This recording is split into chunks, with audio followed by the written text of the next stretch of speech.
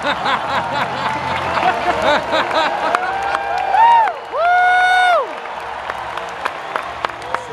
warrior for a grandfather, who stood on the USS Missouri and watched the Japanese surrender, went home from war the next day, and died. A four-star father, commander of the Pacific at the time his son was a prisoner of war in Vietnam.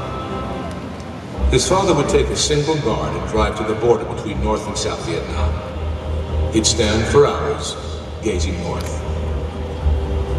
It was as close as he could get to his son, who was imprisoned in downtown Hanoi, the city he'd just ordered to be carpet bombed. It was a love for America above all else for the McCains. Our military family is like all military families. It's kind of a case of make do. We're all in it together. The Navy family, in my view, is wonderful.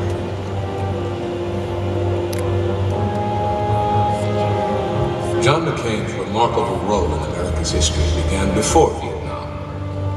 He was on the first ship to enter Cuban waters during the Cuban Missile Crisis, and again on the USS Forrestal, where, strapped into the cockpit awaiting his turn for takeoff, a missile accidentally fired from a nearby F-4 Phantom and hit a fuel tank. The fire burned for 13 hours.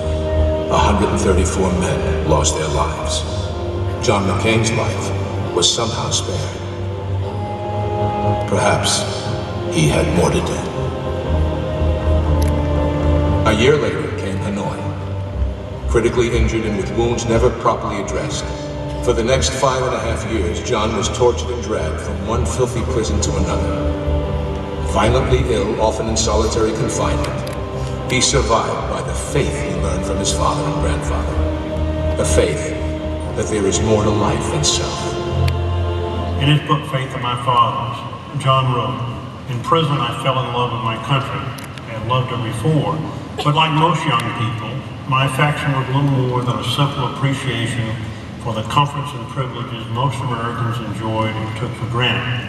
It wasn't until I had lost America for a time that I realized how much I loved her." When the North Vietnamese realized who his father was, they offered John early release as a PR ploy. He said no. He'd honor first in, first out, like everyone else. And so, he chose to spend 4 more years in hell. 5.5 years later, the war was over, and McCain was set free. The constant torture and isolation could have produced a bitter, broken man. Instead, he came back to America with a smile, with joy and optimism. He chose to spend his life serving the country he loved, first in the United States House of Representatives.